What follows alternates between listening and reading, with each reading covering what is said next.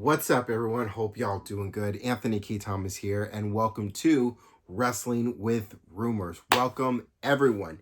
So, before I get started with Wrestling with Rumors, two things I wanted to bring up. First, like I do every week with a new episode of Wrestling with Rumors, every rumor that I am about to read to you is exactly what it is. It is a rumor. We speculate as wildly as we want, but until that rumor is proven true, fact, we see it happening on TV, it remains exactly what it is, a rumor. Second thing I want to bring up is I'm dealing with a bit of an itchy nose, so there might be some sneezing, there might be some itching of the nose.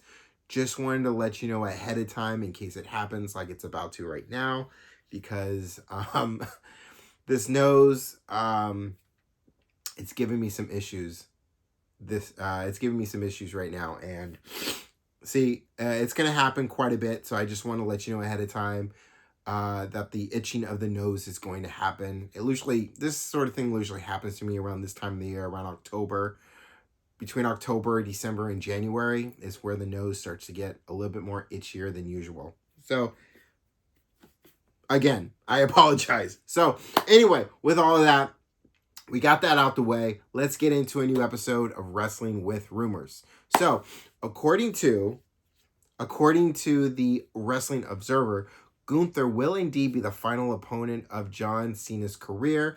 They could be announcing a tournament to determine the final opponent, with Gunther winning said tournament. So, all right, I brought this up in a previous episode of Rumor of the Day, so double time. So,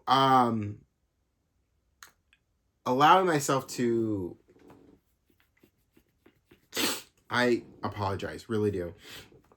So, allowing some time to just mull it over, think it over a little bit. I feel that, and I didn't say this the last time I talked about this in an episode of Rumor of the Day, so bringing this up now.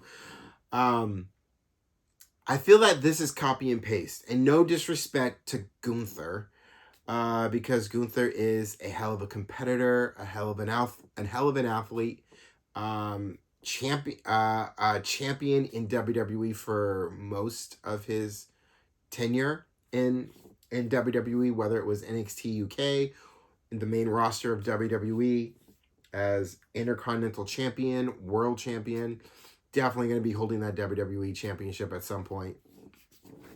But it feels like copy and paste with Gunther for John Cena to be John Cena's final opponent. And I say that because Gunther was Goldberg's final opponent at Saturday night's main event. The very same Saturday night's main event where Seth Rollins began what eventually became the Big Lie. But yeah, but it made sense for Gunther and Goldberg because of how Gunther talked to Goldberg and his family, and Goldberg wasn't going to let that stand, and when the time was right, he was going to go after Gunther. And he did. And that made sense. This feels like copy and paste. At least for now, it feels like copy and paste. We have some time. We have about 2 months. John Cena's final match in WWE is not until Saturday night's main event in December, which is, I believe, the 13th. So there is time for WWE to make this make sense, to allow them to cook, and once again to make it make sense. We have to allow it to play out and see how it plays out. It made sense when it was Gunther and Goldberg. So I need WWE to make this make sense and not make it feel like it's just copy and paste. So we will see what the next 2 months look like. If there is indeed going to be a tournament, who's ever in that tournament, it might not be Gunther. It might be whoever in this tournament. It would have been sweet if the rumors were true when it came to Adam Copeland, formerly known as Edge, and his contract was up in AEW, and would have led to him to come back to WWE so that he could be John Cena's final opponent, because those two have history, especially the rivalry in that era in the mid 2000s. And those were some really great matches especially when they were going after the WWE Championship, especially when Edge had Lita in his corner in that whole thing. It was a good time. That was a good time, and that would have made sense if those rumors were true and Edge was coming back to be John Cena's final opponent. But those rumors weren't true. The reason why Edge is leaving is not leaving AEW. He's still under contract with AEW well into 2026. But he's been written off the show so that he can go reprise his role on a Disney Plus show. I think it's Percy Jackson, I believe that's the name of the show. Percy Jackson, the Olympian. I believe that's the name of the show. It's on Disney Plus. But he's reprising his role on that show, which is why he's taking time off to film that show. Would have been cool if it was the other thing. So, again, it might not be Gunther, but for now it seems like it's going to be Gunther. It also seems like this tournament is going to be one of the reasons why it is Gunther, to make sense to why he ends up facing John Cena. But I'm hoping a story is told to really make it make sense and not feel like copy and paste. But right now, as I'm sitting here, my feeling is copy and paste for Gunther to be John Cena's final opponent. But we will see. But that's how I feel. Let me know how you feel. Leave it in the comments. While mentioning Killer Kross and Jasmine Nix turning down WWE offers, Sean Ross Sapp mentioned there might be more coming soon. To that part, I will say that is their choice. If they don't like what the offer is, if it doesn't match what they feel what their worth is, and they see other opportunities elsewhere while also negotiating contract, then that's their choice not to resign and to go where they feel like they might get more for what they're worth, or depending on whatever that opportunity is. Now, when it comes to Killer Kross and Jasmine Nix, those are two very different things. For Killer Kross and for Killer Kross and Scarlett, they wanted to stay in WWE. That whole situation is really on WWE, who put those.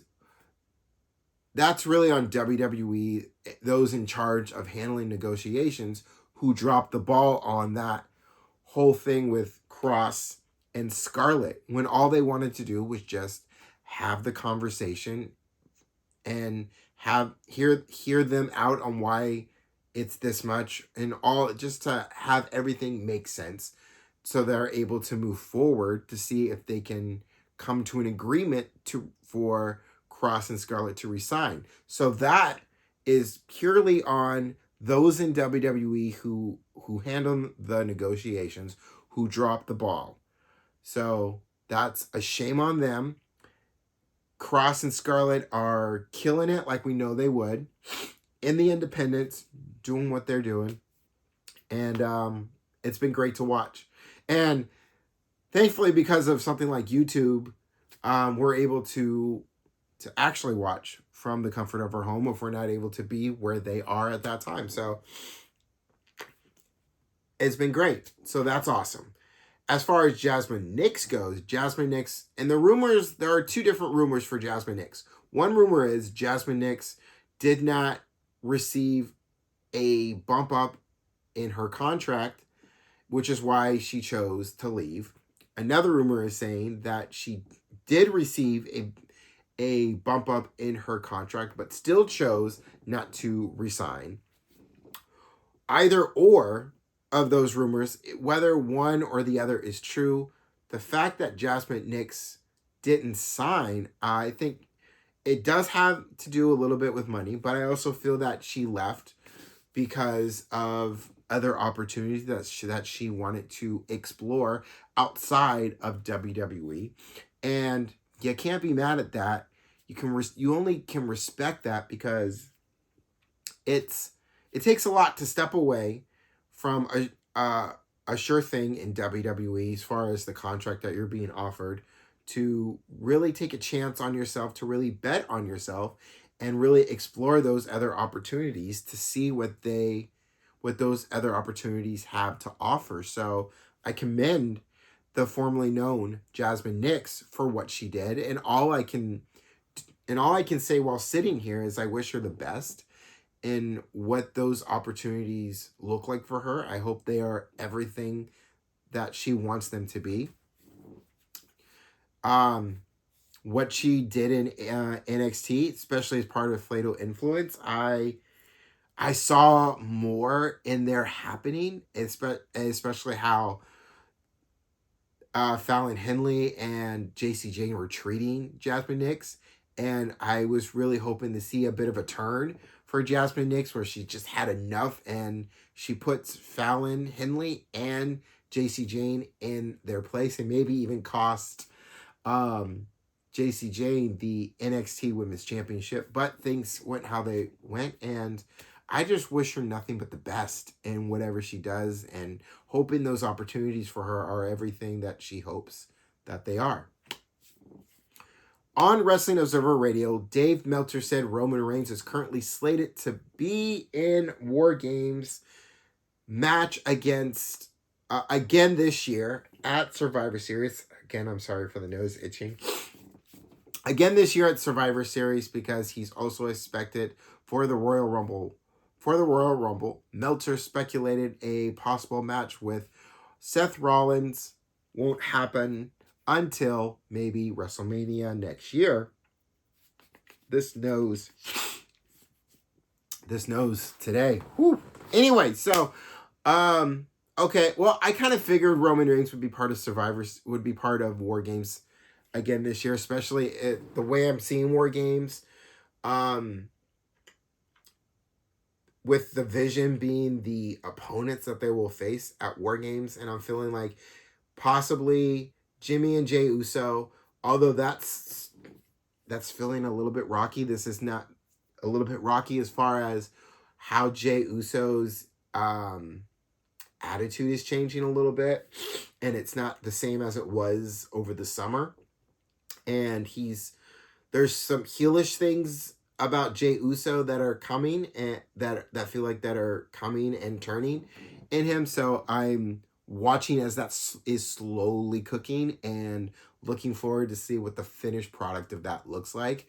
But still, I see at War Games Jimmy and Jey Uso with Roman Reigns.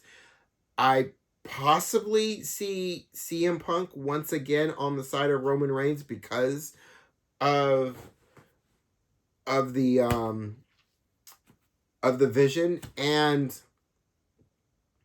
I want to say LA Knight, but probably not LA Knight. Definitely not John Cena. So, but maybe John Cena. Maybe in John Cena's retirement tour match, maybe he wants to be a part of War Games, like just so he can say that, yeah, I did War Games. If you look at John Cena as far as the dangerous type matches they have in WWE that he's been a part of, there's the Steel Cage, there's Hell in a Cell, there's Elimination Chamber. So War Games would be that last one for him to be a part of, because he's done all the others. Maybe John Cena, maybe.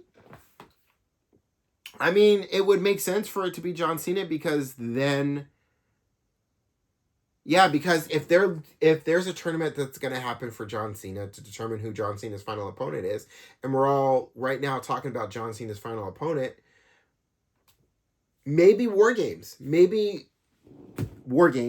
right? And then after War Games, one more match, he's done. I'm going to put a question mark on John Cena for War Games, because possibly War Games, and I'm getting further away from myself than what this rumor initially said. As far as when it comes to Roman Reigns and Seth Rollins, I feel that next year they'll probably revisit this again. WrestleMania 42 in Las Vegas, probably a main event type match. Roman Reigns versus Seth Rollins one more time, whether it's for the World Championship or not. These two are going to revisit each other one more time, because I really feel that at WrestleMania 43, Saudi Arabia, I think it's going to be Roman Reigns and The Rock. And that's 43, and we got time. We got 2 years to wonder about that. But as far as next year, 2026, WrestleMania, round 2, Saudi Arabia. Las Vegas. I think it's going to be Rollins and Reigns, but I don't know if the world title is going to be on the line. And let me get on to the next rumor, and I'll explain why probably not in a little bit. So let's get on to the next one. Xavier Woods signed a new deal with WWE per Fightful Select. His negotiations apparently came down to the wire. Whew, that was close. After Xavier Woods seemed to confirm an early rumor that he recently re-signed with WWE, Fightful Select reported that Kofi Kingston also quietly inked a new deal early this year that will keep the former WWE champ with the company until 2023. That is great news. We got Kofi, we got Xavier, we got New Day, 2030.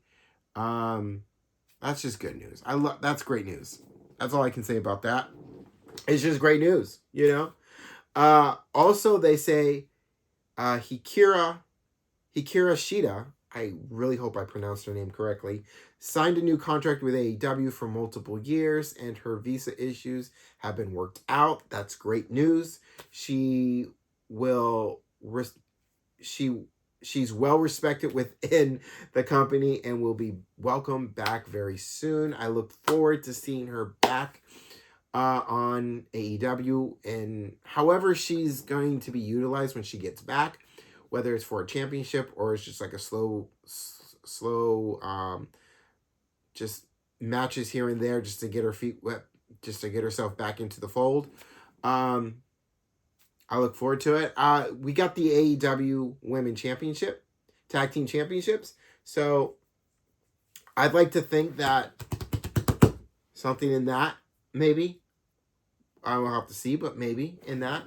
Records obtained by WrestleNomics show the Texas governor's office initially approved over $1 million in funding for AEW to cover expenses for this year's All-In event in Arlington. That was based on getting 32,500 spectators to show.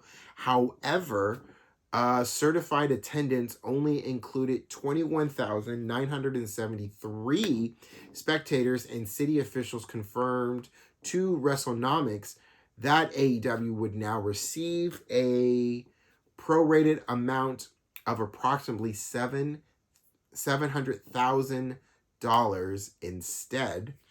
No need to add anything to that rumor. That one just really speaks for itself.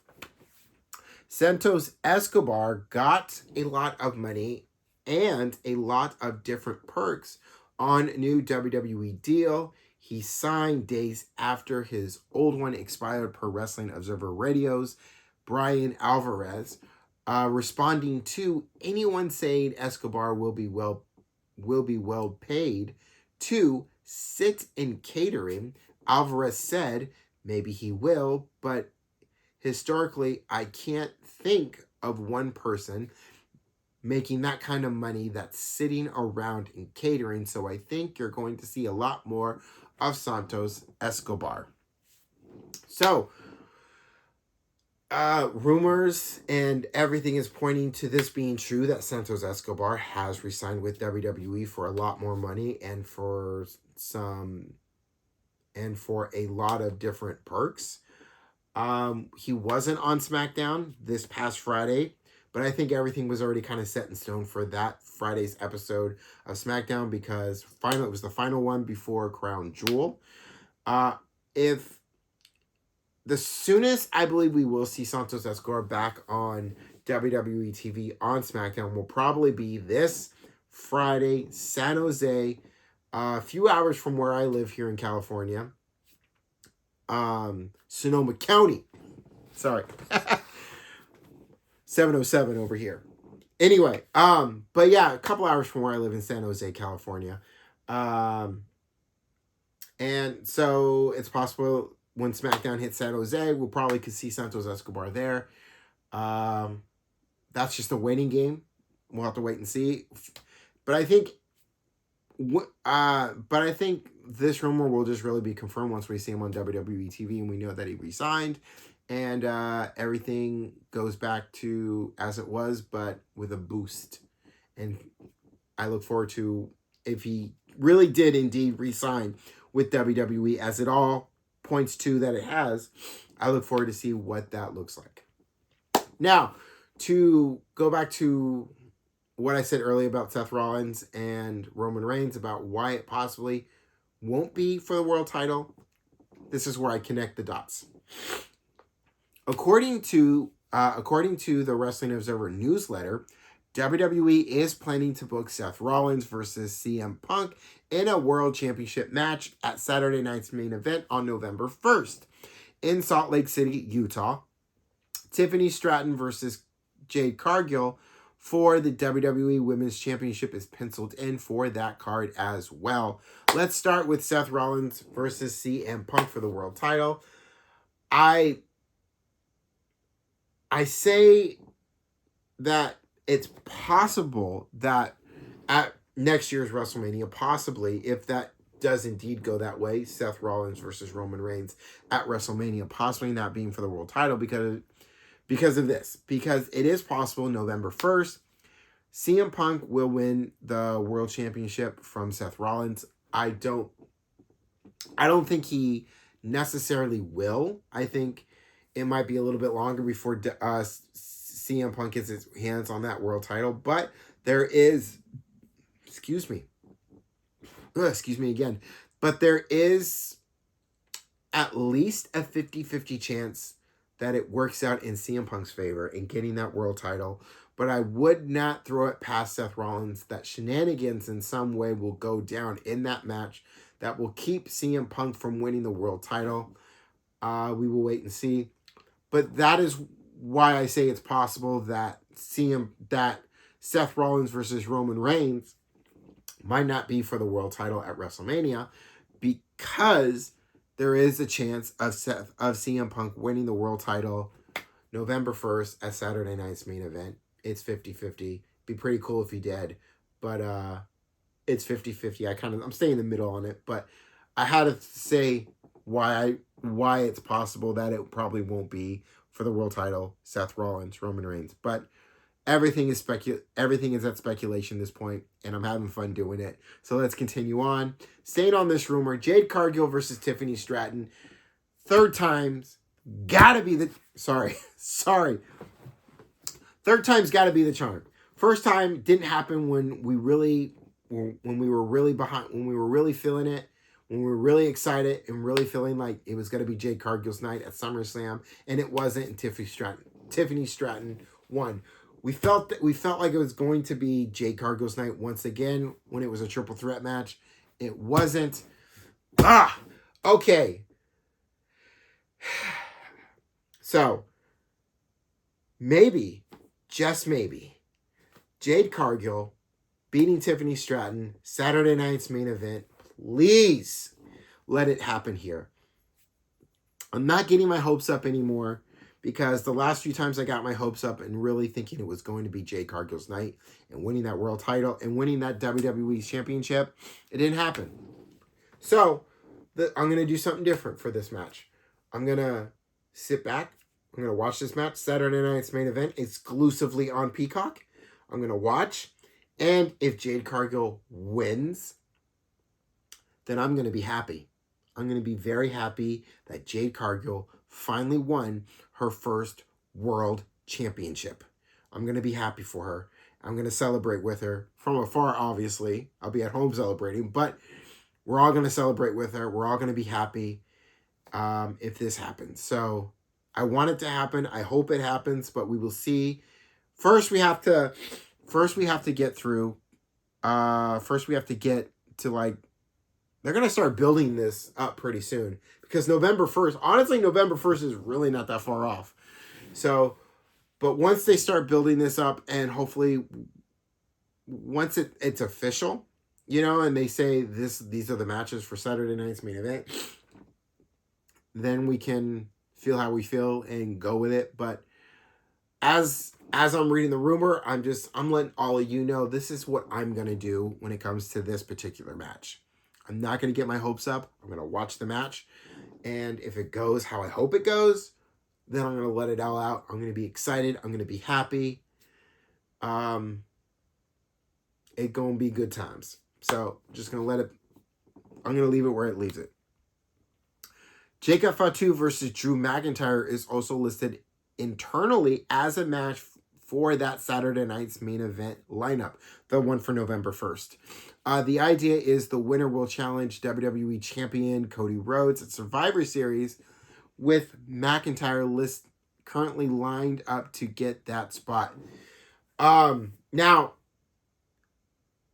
Nick Aldis on SmackDown when they were in Australia said made the match for Jacob Fatu and Drew McIntyre in San Jose.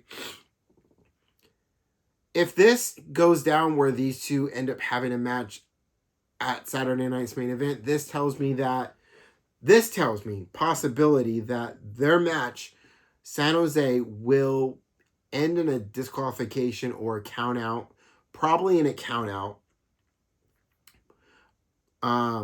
But more than likely a no DQ.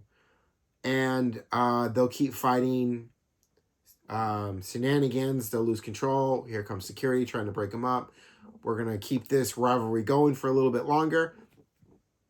And then Nick Aldis adds a stipulation to their match at Saturday night's main event where it ends up becoming a number one contenders match, which then McIntyre will more than likely win because of how Drew McIntyre versus Cody Rhodes, how that match ended at WrestlePalooza with the ref.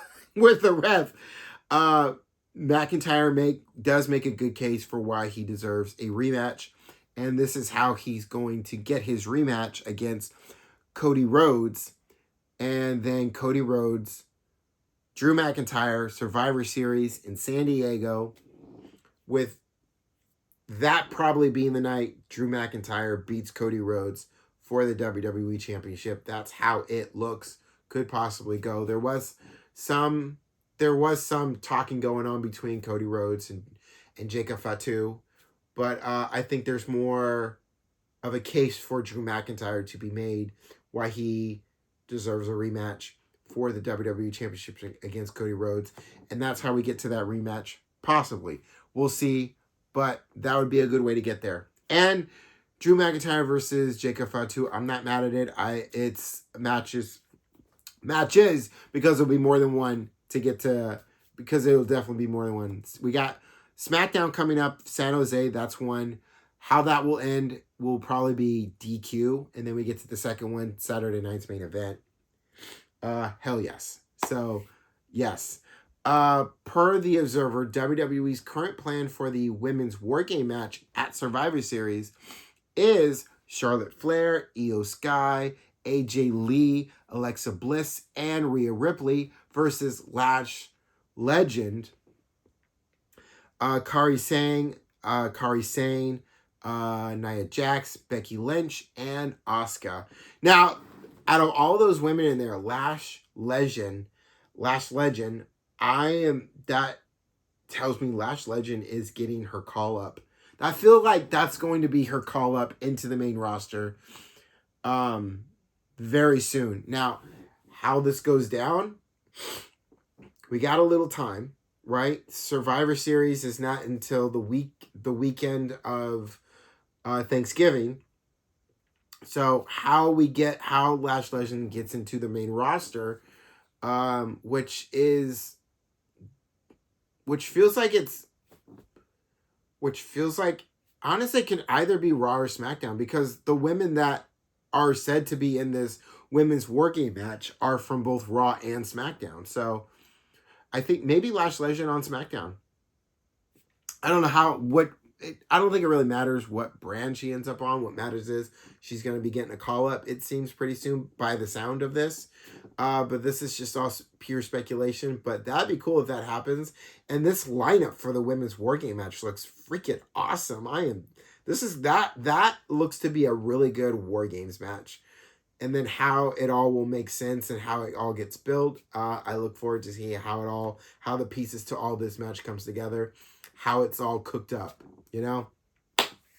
That does it for the rumor portion of the show. Before I go, there's something that I wrote down that I've been thinking about all this past week, and I'm gonna read it to all of you. And here we go. So when it comes to pro wrestling, what you want to like, when it comes to pro wrestling, what you want to like, we're in an era where there are numerous options in pro wrestling, and because of technology, many ways to watch pro wrestling.